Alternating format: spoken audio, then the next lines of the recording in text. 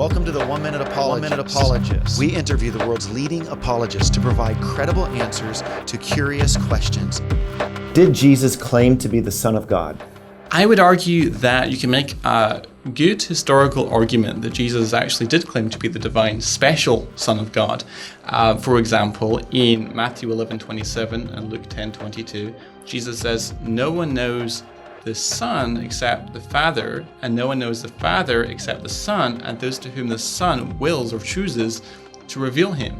And this is in Matthew and Luke, but not in Mark, which suggests it goes back to an earlier source, what many scholars might call Q, and which suggests an earlier origin. Moreover, it seems unlikely to me that the early church would have wanted to invent and falsely attribute a saying to Jesus, which suggested that the Son was somehow unknowable, because part of their message was, of course, that the Son was knowable.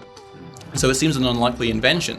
Moreover, to give another example, in Mark 13:32 and Matthew 24:36, Jesus says, "No one knows the date or the hour," speaking of the second coming, of course, not even the angels in heaven, nor the Son, but only the Father. And it seems unlikely that the early church would have wanted to invent this saying, because Mark's Christology, for example, is very high. I think Mark chapter 1 verses 2 and 3 presents the deity of Christ, because it connects Isaiah 40 with Christ and applies this text, which applies to Yahweh in its context, to Jesus. And so you can make a case, I think, from Mark that he understands Jesus' divine credentials.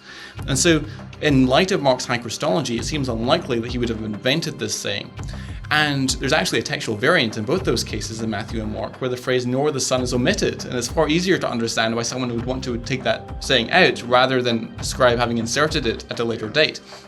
And so this suggests that this saying is indeed authentic.